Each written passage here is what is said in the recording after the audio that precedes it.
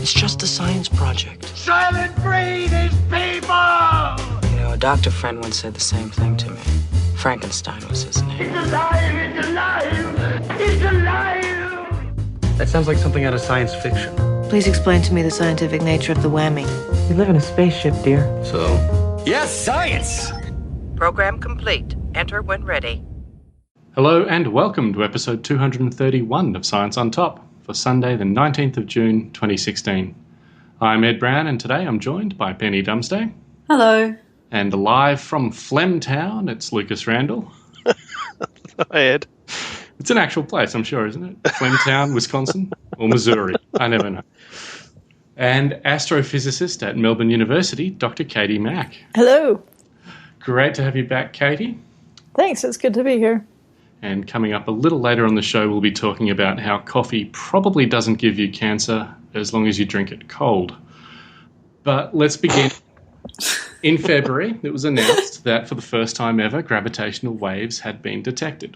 Woohoo! It was also the first time, I think, that two black holes had been observed colliding. Those detections were made in September last year, and now the same team has announced another detection of gravitational waves, this time made on, I think, December 26th of last year. Yeah, that's right. Oh, Katie, do you want to start by reminding us what gravitational waves are? Yeah, so gravitational waves are ripples in space-time.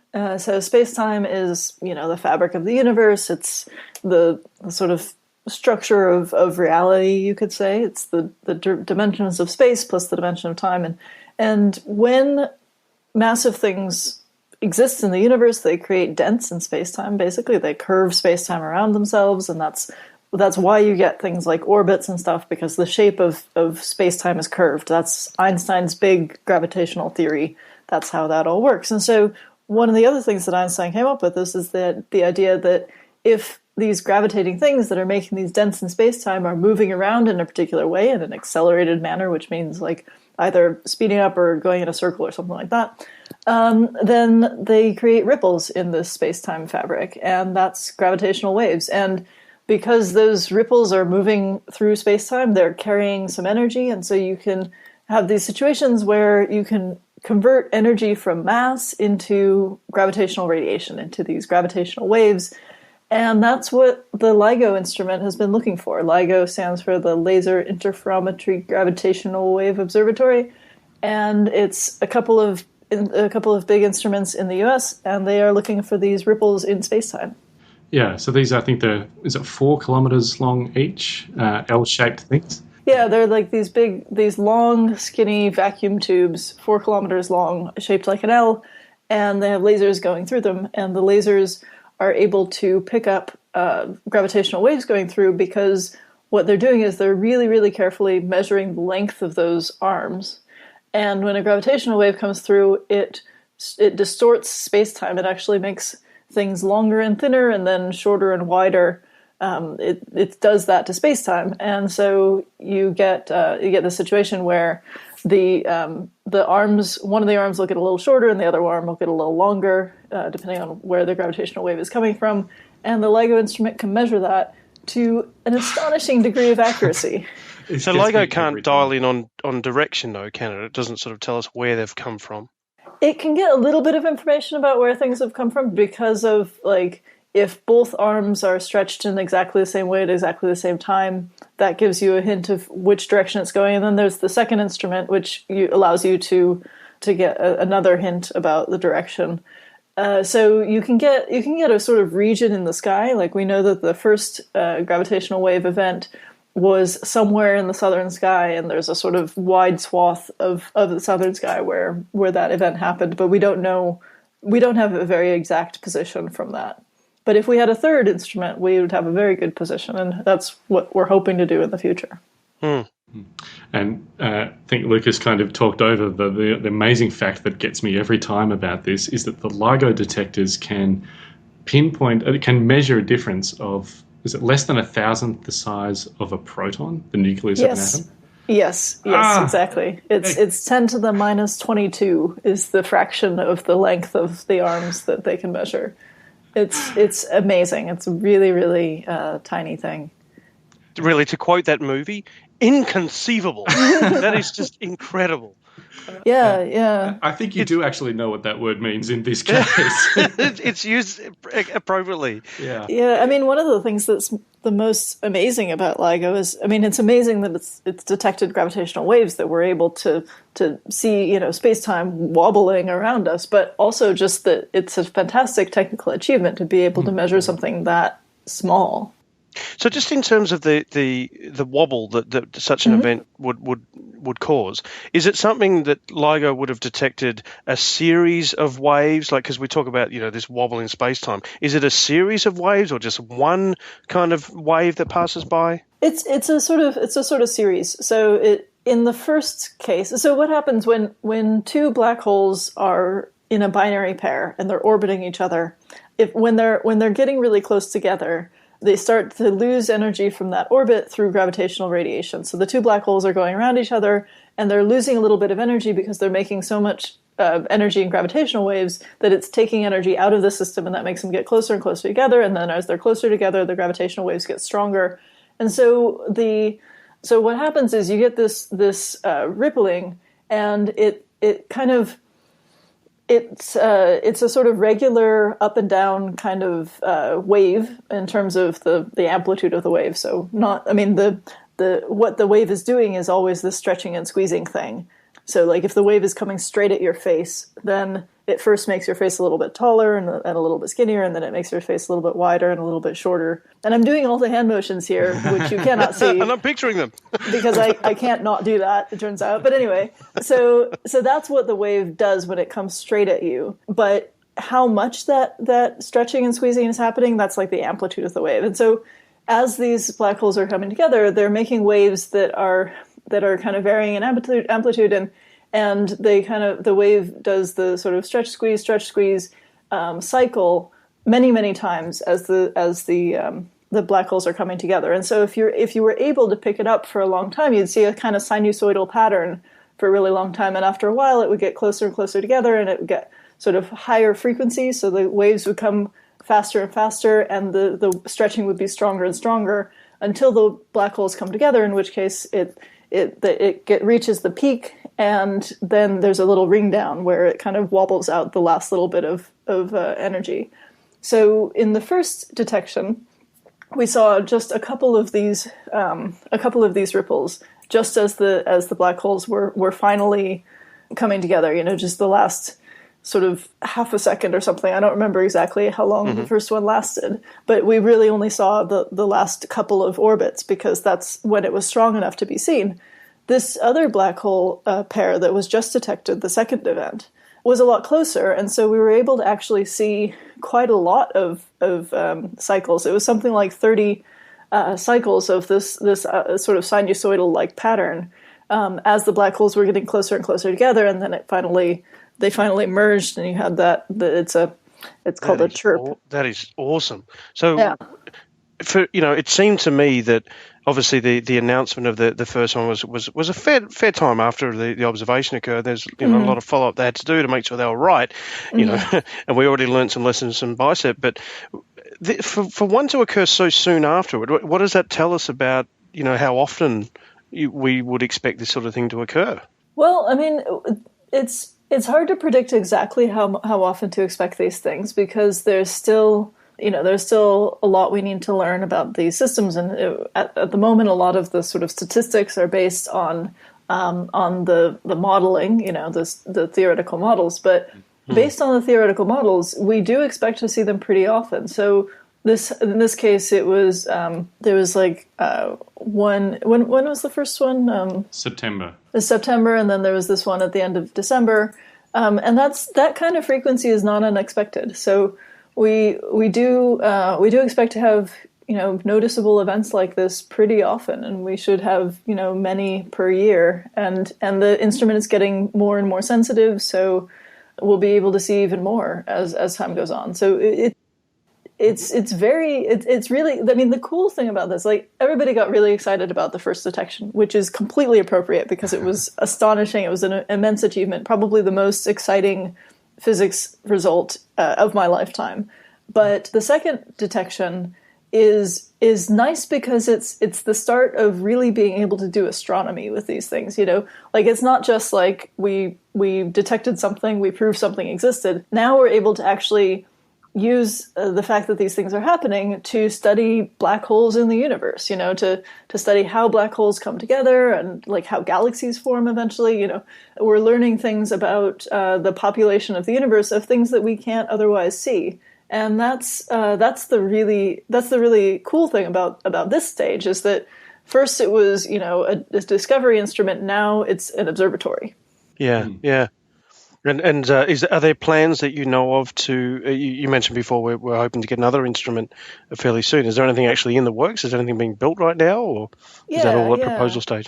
Well, there's one called Virgo, which is operating. It's not sensitive enough to really be detecting things right now, but it's operating. That one's in Italy. Mm-hmm. There's one just after the first detection was made by LIGO. There was funding finally got together for one in India coming up. So there are a few around the world that are going to be operating and able to really contribute to this search in the next, decade or so. Once we get one more instrument, then it'll start to get really exciting, because we'll be able to actually pinpoint where these things come from and look for optical or other electromagnetic counterparts. So the moment, when the first detection happened, there's this sort of swath of sky in the southern sky where it might have come from, and people searched that part of the sky to look for like gamma ray bursts, because there was this idea that it's possible that when two black holes come together, depending on what's around them, they could create a burst of gamma rays. And there were some claims that there might have been an event associated with that in the gamma ray part of the spectrum. It doesn't look like that really was associated with it. It's still kind of unclear, but it probably was just a coincidental thing.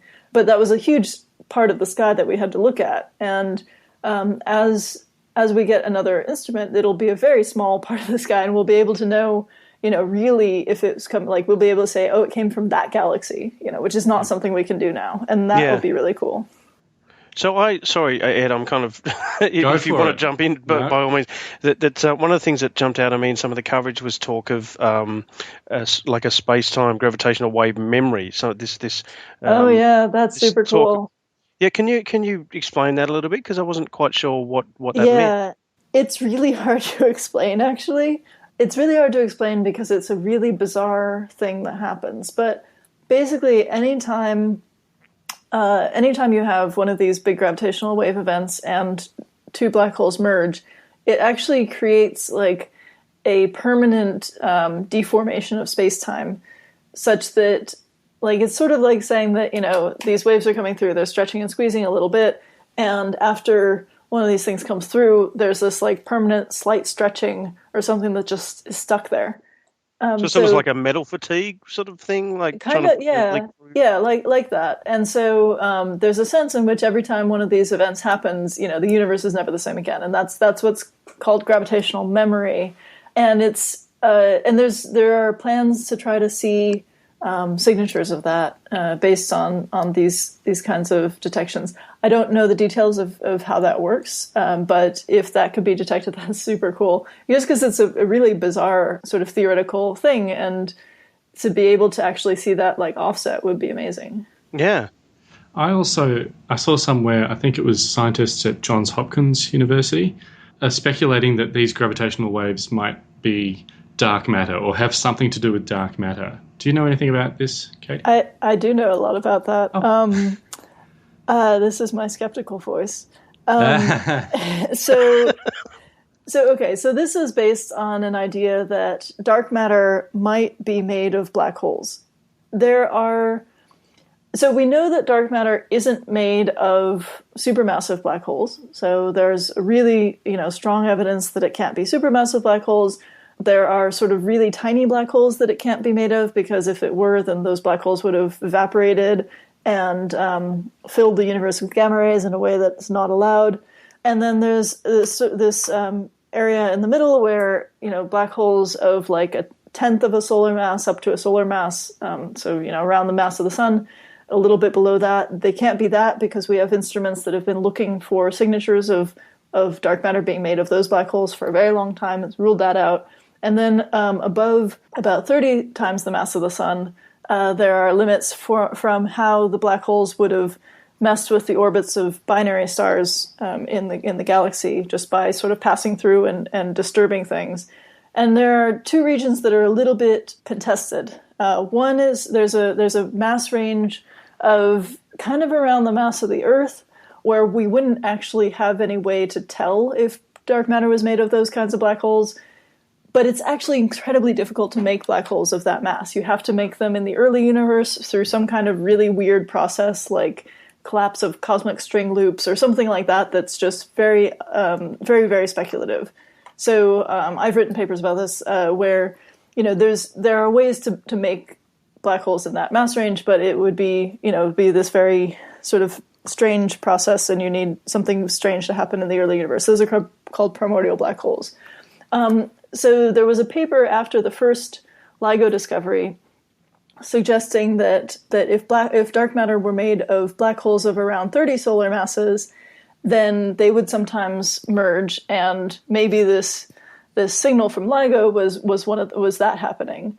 There are a couple of reasons why that's a very speculative scenario. One is that there's a paper by two of my colleagues and me from 2008 that says that that's not possible, because what you would need is the black holes to have been primordial black holes again, so black holes formed in the early universe through some exotic process, and if they were formed back then and any matter like regular matter fell onto them, in the process of that matter falling onto them, it sort of swirls around and it creates radiation from the from just colliding and coming together. So you'd create X-ray radiation.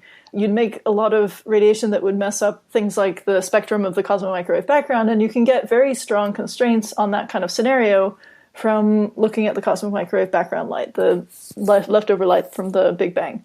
So our paper in 2008 said you really can't have black holes of more than around a solar mass being all the dark matter, because that would totally mess up this signal that we see, and so we have good reason to believe that can't be the case. But these new papers are saying basically, well, that calculation has a bunch of uncertainties in it, and so we're going to ignore that, and then maybe we can still do this thing. And it's true that there are uncertainties, and there are rumors going around that one of the other scientists has found an error in our paper, but not an error of the magnitude that would be needed to really kill that constraint. And there are other reasons to believe that we have observational evidence that dark matter cannot be made of black holes of around 30 solar masses. So that's a very long explanation, but the point is that in order for dark matter to be the black holes, it would have to be a very strange scenario to create the black holes that way that would be the dark matter, and there are lots of observational things that make it sort of difficult to see how dark matter could be made of those black holes. Okay, so not impossible, but unlikely. Yeah, I would say I would be very surprised, and not just because my paper disagrees with this, but we could have made an error in the calculation. That's understandable, but there are kind of science works. Yeah, exactly, and that's fine if that's the case. But there's there are just several places where we would have to be wrong, where various people would have to be wrong, or where we would have to have sort of new processes in the universe that we didn't know about before. So I would say be a little bit skeptical of that stuff for now. I'm also, and I don't want to dwell on this too long, but I'm even confused that we're talking about dark matter being made of black holes. I've always thought that with dark matters, we're really looking for small, smaller than an atom type things, your weakly interactive, massive particles. Well, great big black holes, bigger than our sun. Yeah, it's, there are a number of different models for what dark matter can be made of. We really don't know. And if the black hole, if dark matter, there are mass ranges where we wouldn't be able to tell the difference at this point between dark matter being made of very small particles or dark matter being made of black holes that we just can't see. When dark matter was first discovered as as a thing that exists in the universe, there was a big debate between the idea of WIMPs, which is the weakly interacting massive particles, and the idea of MACHOs, which stands for massive compact halo objects. And that means that they're massive objects that are in the halo of the galaxy, and that was black holes. And so there was this big sort of debate between, is dark matter made of black holes that we just can't see because they're not accreting matter, or is it made of some kind of new particle? And over time, the black hole idea has become less and less favored because there are all these constraints where there are things that you would notice at various mass scales that would be that rule out most of the mass range of black holes that could be the dark matter. But as I said, there's still like a mass range around the mass of the Earth where we just have no constraints at all, where as far as we can tell, we can't tell the difference between dark matter being made of Earth mass black holes that were formed in the early universe versus, actual like subatomic particles. You need to look for a specific kind of signature, and for that particular mass range of black holes, they're too big to be evaporating and they're too small to be doing much of anything else, and so they're just invisible. So it's not completely ruled out that dark matter could be black holes. I would say that dark matter being black holes of several times or tens of times the mass of the sun is very speculative. Okay, fair enough. I just thought I'd heard that and it sounded a bit odd, so I thought I'd quiz you on it. Yeah. Thanks for that. Right. Can I just point out something that really tickled my fancy? About a week ago, I was listening to some old episodes of Astronomy Cast that I'd somehow missed, and there was an episode where Pamela Gay talked about LIGO, and she was saying how this is how it works, this is what the design of the experiment is, but they haven't detected anything yet. And I'm sitting in the car thinking, I know something you don't know. It was kind of really cool. Podcasting and time travel. Yeah. It was so cool. You can download the audio version of the detection and have it as a ringtone. It sounds like this. Did you hear that? We did. That's really cool. One. That was the second one. That's the second one. Yeah. Yeah, I can actually tell the difference. That's called the chirp.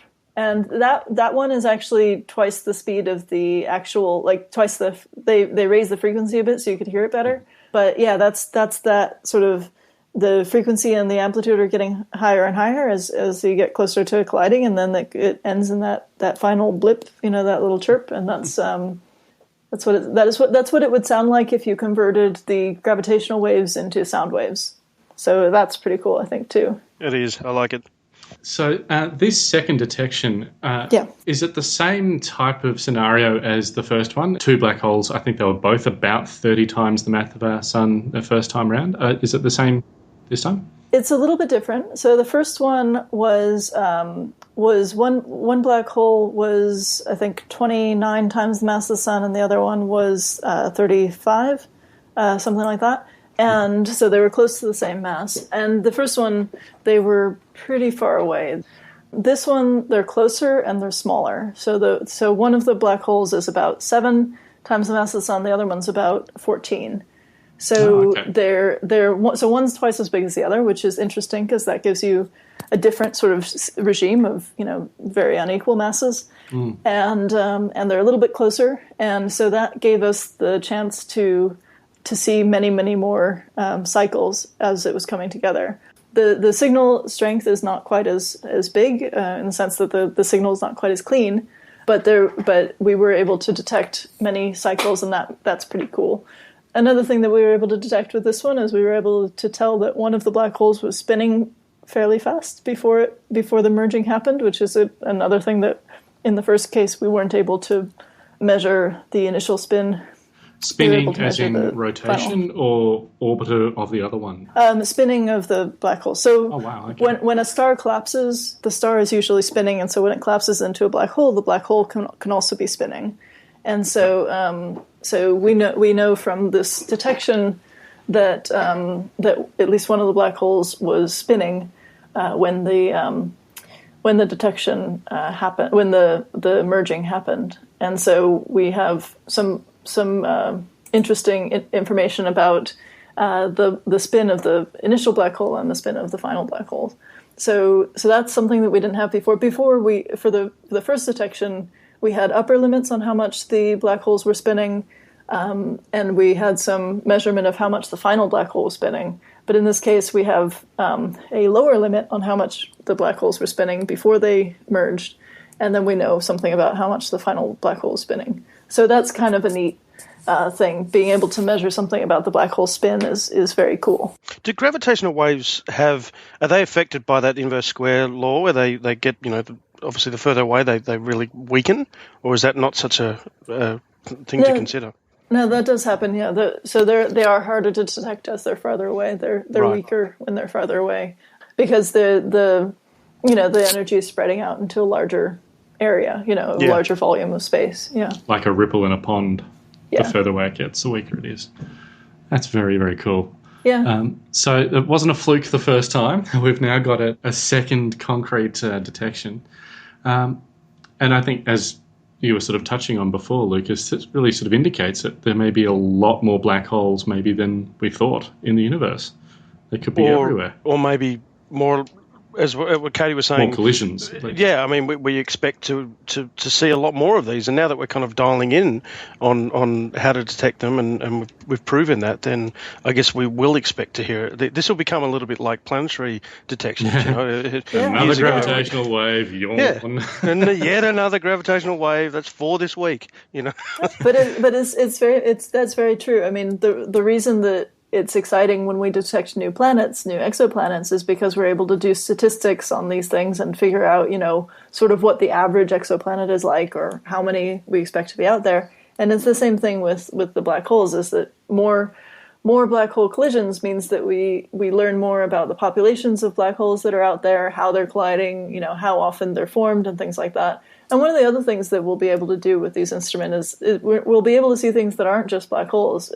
We should be able to detect the merging of neutron stars, at least nearby ones, and even systems where it's one neutron star and one black hole coming together. And those would both be really interesting scenarios. The neutron stars coming together would be really neat because we think that a certain kind of gamma ray burst is a result of two neutron stars colliding with each other. And so if we were able to be able to compare that with this, and that would be so cool. Yeah, so we might be able to see the signature of the neutron stars colliding in both gravitational waves and in gamma rays. And also, if that happens, we can learn something about the physics of neutron stars, because when black holes come together, black holes don't have like a surface. They're just space-time objects basically.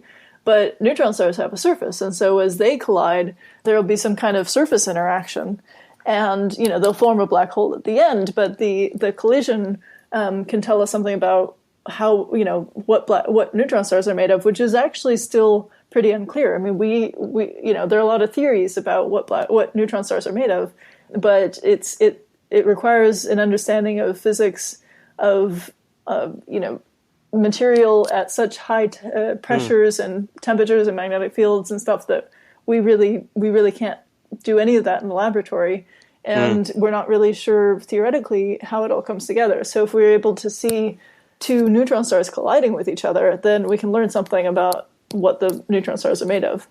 This is one of the things about astronomy that just excites me so much. The stories of how we learn these things and how we extrapolate so much information from what effectively is an event that's compressed into seconds. It's just awesome. It's got that excitement to it as well. It feels like when Galileo first put the telescope onto Saturn or something, or it's like we've just got this new window into something that we had no way of seeing or detecting before, and now we've found 2 of them in a short amount of time. It's like we're going to find. It's like seeing in another dimension or something. It's just it is super exciting. I mean, it's a totally new kind of astronomy. It's like the difference between doing astronomy with light and doing astronomy with radio waves or neutrinos or something like that. It's a completely different window on the universe. And I think one of the things that I think is so cool about gravitational waves is that this stuff is really like it's really affecting us. Like if you if there's a supernova somewhere in the universe and it makes a burst of light, if you're like indoors or on the wrong side of the Earth or something, you don't see it. It doesn't affect you. Some telescope somewhere might see it, but the gravitational waves are coming through us all the time. And so when these black holes are colliding somewhere in the universe, we're actually wobbling a little bit without noticing, and we could never pick it up ourselves. But it's kind of a neat thing that like there's this visceral thing where it's actually affecting our own bodies in a way. Permanently, apparently. Which still freaks me out. Yeah, there's that too. Possibly. That's weird too, but yeah. Well, I, for one, feel a little bit wider ever since December 25th. So, and longer. And taller. Mostly wider. All right. Well, let's bring it down to something that might have a bit more real-world implications for a lot of people, because a long-awaited report from the World Health Organization says that not only is coffee probably not carcinogenic, but it may even prevent some cancers. However, drinking beverages that are too hot could cause some cancers. Penny, this is great news for people who like their coffee but not too hot. It is, and also for people who were aware that coffee was thought to cause cancer, unlike me who wasn't. So I was like, oh, okay. So, yeah, apparently pretty much everything is thought to cause cancer, I think. I think sometimes I do get a bit of it causes cancer fatigue, But... Well, you should stop reading the Daily Mail. Which is just sound advice like for that. Everyone, I think. Yeah, I think. Anyway, so what the World Health Organization has found is that it seems that there's no conclusive evidence that coffee itself causes cancer, but that drinking very hot drinks, and we're talking over 65, 70 degrees centigrade, is probably carcinogenic. Right, yeah. Which is 2A. So we usually don't drink in Australia or Western countries coffee that hot, but there's some places where tea is drunk very hot at around 70 degrees, and I found this quite interesting because I'm thinking, how? Because I make a cup of tea and it's almost immediately quite cool, but if you don't add milk and if you drink it through a metal straw out of a cup and it essentially just goes straight through your mouth and into your throat, you can get quite hot liquids into your esophagus. So, but even then, I can see it can burn maybe some tissue. But how does that translate into cancer? I guess maybe we don't know, or I certainly haven't been able to find that out. We don't know. I've read an article on The Conversation which essentially speculates, and it's saying that it's not so much that one scald or like one burn from a hot liquid will cause cancer, but that repeated scalding or like contact with hot liquids can injure tissues, and then those injured tissues might then come into contact with a carcinogen. Ah, okay. So, again, that was just a speculative thought because I haven't read anything that says, no, this has been shown as a mechanism. But it does make sense that if a tissue is repeatedly getting damaged and fixed and, a lot of activity in that area, I guess it could become more vulnerable to cancer. I'm not a cancer specialist. I don't know. No, that makes sense. So this category for possible or probable carcinogens, is this the one that also includes bacon and stuff, according to that recent study? Yep. Okay. And I think olives, are in there. I'm sure podcasts are somewhere on the list as well. Don't say that. And I think it's worth reiterating what we talked about when we talked about the bacon one, is that, yes, we're definitely sure that it does cause cancer, but it's not like... increases the risk of cancer. Sorry, yeah, that's what she said. But it's not like the risk was necessarily that humongous. You know what I mean? So it's not like smoking, where if you smoke, I think it's about 50-50. Yeah. Off the top of my head. It's like the Fukushima disaster. That doubled people's risks of thyroid cancer in the area. They already had a 0.01% chance of getting thyroid cancer, which was doubled to 0.02. So it's still a minor that's the thing, isn't it? That's really the context that is often missed in the stories about these sort of things. It's when you're doubling a risk, you're doubling potentially a very, very small risk. Yeah. You haven't just made yourself absolutely certain you're going to get esophageal cancer. Yeah. And also... Would smoked bacon be, do you think is that combining to, no, I guess as long as the pig itself didn't smoke, you're probably okay. One of those smoking pigs. I would like to know how much coffee was consumed by the scientists during the study. As they did this cancer study. Kate, scientists hardly ever drink coffee, do they? No, they're known for their non-coffee drinking ways, I thought, as a group. I mean, I don't think science can happen without coffee. I think that's just like, I mean, maybe a few scientists would still be able to function, but for most of us, caffeine is very necessary. Fuel, absolutely. Yeah. I mean, I drink tea, so this study was, when I saw this study, I made sure to cool down my tea a little bit more than usual, but I guess it's very important to keep in mind that, you know, the risks are still very, very small for some of this stuff. And I do get the impression that you'd have to be making an effort to drink your tea that hot. I guess tea, it's easier. Yeah, well, yeah, tea is. I mean, because usually you want to put the tea bag in when the hot water is close to boiling, right? So, and that's how you get it to steep properly. Because by the time it's finished steeping, anyway. No, it still could be pretty hot after it's finished steeping. I feel I should just get a thermometer and just stick it in my teacup. Yeah.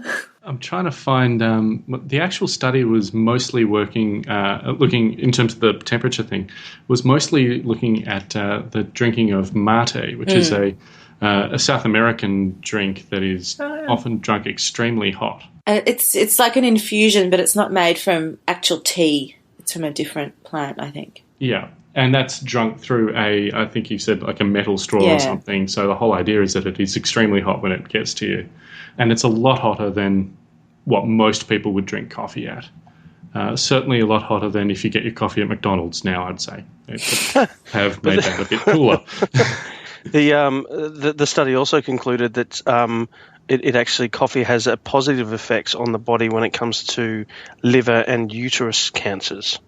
So that's good to know. I mean, uterus cancer is not something I typically worry about for myself day to day, but it's I'll be a good ally, Lucas. Oh, for sure. I mean, as I said, for myself, you know, but so it's not something that affects my intake and decisions. But liver, that's you good. do news. have a liver, and yours needs as much help as it can get. So with these kinds of things, though, let's say that coffee is protective for liver cancer a little bit, but also increases your risk of esophageal cancer if you drink it too hot. Is there still, let's say that you have to drink it hot. I mean, could it still be more protective of getting cancer at all because you're reducing liver cancer? I feel like there's some kind of calculation you should be able to make where it's like, you know, you're less likely to get heart disease if you eat a certain thing, but it increases your risk of cancer, or you're less likely to get cancer, but then you might get heart disease or something like that. I mean, I feel like we know so little, but we can still put tons of this stuff in spreadsheets and still have kind of, you know. And, well, it doesn't translate into practical behavioural advice, kind of. Yeah, so, I mean, I guess for the things like smoking, that's pretty clear. But for stuff like this, I'm always confused when they say, you know, well, it maybe causes this kind of cancer, you know, increases the risk of this kind of cancer. It's like, well, what about the other kinds of cancers? And we don't really know how all that stuff interacts, and then other diseases. I find it all very confusing. And it's interesting because it's the World Health Organization. So I guess on a global scale, if everyone in the world stopped drinking really hot drinks, I don't know, would that be like 100,000 cancers that don't... No, but like 100,000 cancers that are avoided, or 1 million cancers that are avoided, or it's hard to, but for any individual, it's not going to necessarily... Yeah. I don't know. Yeah. I sometimes wonder how useful all this stuff is. Yeah, I think it's very hard to take much of this as life advice unless it's something on the level of smoking where, you know, the evidence is so strong and so clear. And even then there's, you know, evidence on alcohol and the harm that can cause, and yet it's such a culturally ingrained thing that... And once again, there are cases where alcohol can be good for some health conditions. Yeah, the whole and red not wine for and others. chocolate kind of... Anyway. I thought it was interesting that the scientists who wrote the study also pointed out that previous correlations between links with cancer and coffee may have actually been due to the known association previously between coffee drinking and tobacco smoking. Mm-hmm. People who drink a lot of coffee also back then also were often smoking a lot. So how do you weed that out? I read a thing and it was talking about the different kinds of studies. And apparently in the past they used to focus on a kind of study where you'd find people with cancer or with, esophageal cancer and survey them about their lifestyle habits and then go, oh, look, I've surveyed these people. They tend to drink more coffee than the general population. But nowadays you just survey everyone for like an extended period of time and go, okay, well, over 10 years, the people in my huge survey group who got cancer. So it's also a change in methodology that has led to changing. Gives you more accurate results often. Yeah. And there's also, we talk about coffee or tea as being causing or preventing. Well, coffee and tea are lots and lots of different chemicals. Is it the caffeine that is causing or preventing something, or is it the trace elements of other things in it? It's just such a complicated world. I think we're a long way from having enough conclusive evidence on a lot of these things, I think. But worth following and keeping an eye on anyway. And particularly when you get headlines, I'm sure, have been going out saying, coffee is good for you, you should drink lots of coffee, or drinking hot drinks is terribly bad for you, you should never, ever do that. Let's just put some saner heads prevailing and some common sense into it. I think that's the main point, though, and this seems to become the theme of this show most of the time, that the headlines are the problem, that people don't look beyond that headline, they don't actually read the story, which often, we've often sort of pointed out that bad science reporting is often just the headline that's the problem, which is that clickbaity thing, but people share and don't actually read these things, and it's annoying. Read. It's annoying. It's also something that we're not helping either, because I think if you only look for their headlines, you're not going to stick around and listen to a whole long-form podcast like this either. So we're part of the problem, maybe. Well, when we're so entertaining, of course people will listen. Exactly. Not just for the science. We actually got a comment, didn't we, on Twitter just recently? Someone pointed out. Mackenzie, I think. Yes, thank you, Lewis. He said, the latest episode of Science on Top was absolutely brilliant at laying into poorly communicated research. So we do what we can. We try.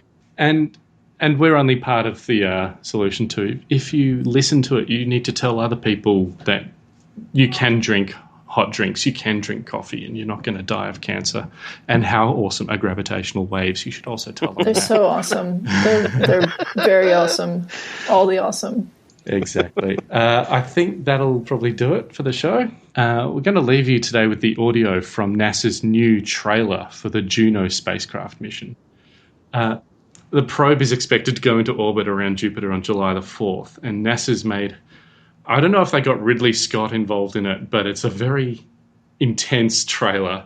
It's really scary. It is. I love that NASA missions are getting the Hollywood treatment these days. Like we had the 7 minutes of terror for Curiosity landing on Mars. I'm sure there have been others. It's just really cool. So we'll play that at the end, and you can have a listen to that. I'm sure we'll be talking about Juno a lot more in the next few weeks.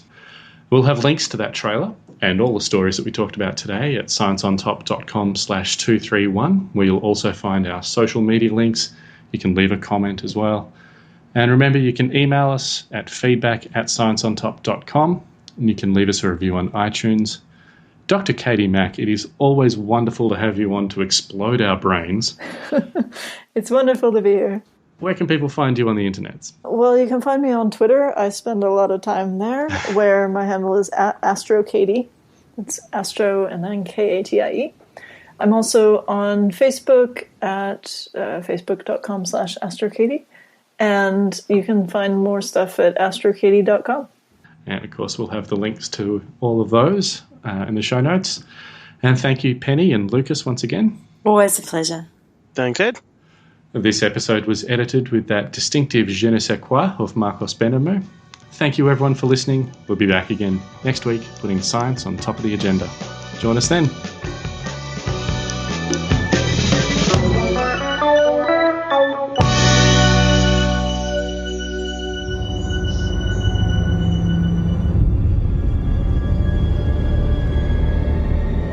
The scariest thing to me about Juno are the unknowns. So much about the environment that we'll have to withstand is unknown.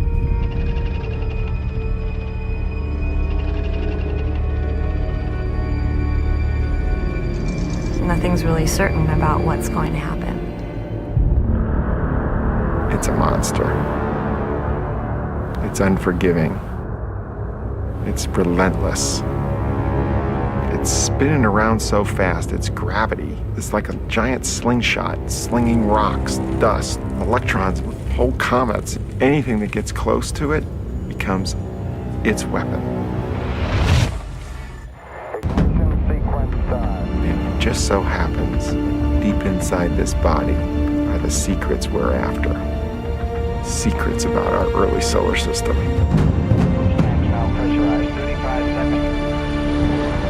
It's the biggest and baddest planet in the solar system, and it's got the biggest and baddest radiation and the biggest and baddest magnetic field. The background radiation that we're exposed to on Earth is about a third of a rad.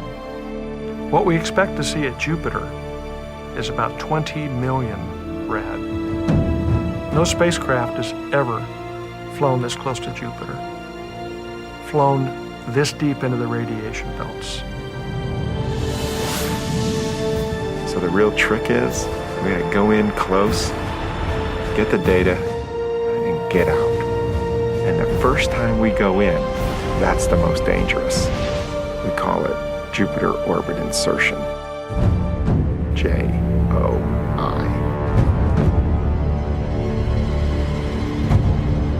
Nothing's really certain about what's going to happen.